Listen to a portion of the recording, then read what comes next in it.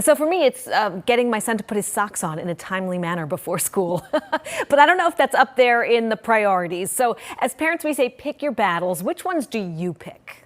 Yeah. Well, if we're using battle analogies, I'll say the classical, if you fight every battle, you'll spread yourself too thin and never win the war.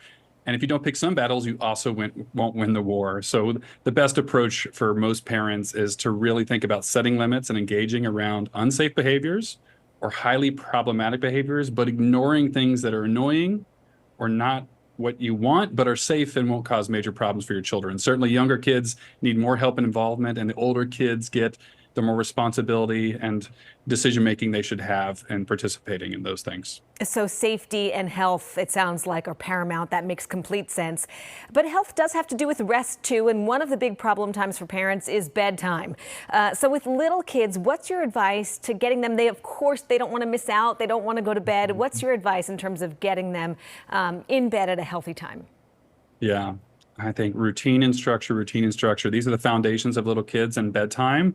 So don't let them fool you with their smarts and charms. They're learning the limitations and expectations of the world, and they're trying to test and see where they can grasp control. But parents really have to be the boss here. And the best way you can force that is to have a structure and routine that works for you and your family, one that you can stick to. So that might be different for everyone, but also really important for parents to know when adding a new expectation for this age group, be prepared for what we call extinction bursts. So this is a concept where when something new happens, kids are going to get really, really upset, like a lava explosion going off, and they scream and they cry and they tantrum with any new limit or change. And you just have to see that through and hold the line on what's important and necessary, and it will get better. But if parents give in during that extinction burst, it sends a message to kids who are very smart. If they cry enough or they make enough fuss, my parents will give in or give up.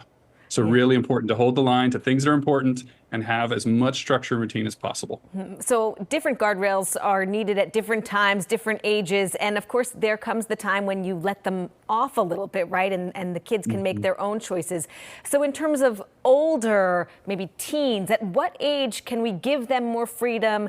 They choose their bedtime, that type of a thing.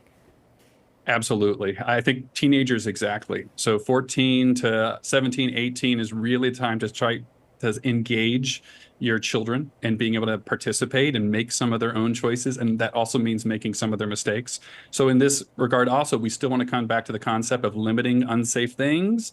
But the things that are not unsafe, we should set expectations around and natural consequences. 2 points that are really important to know. Most teens need about 8 to 10 hours of sleep at least.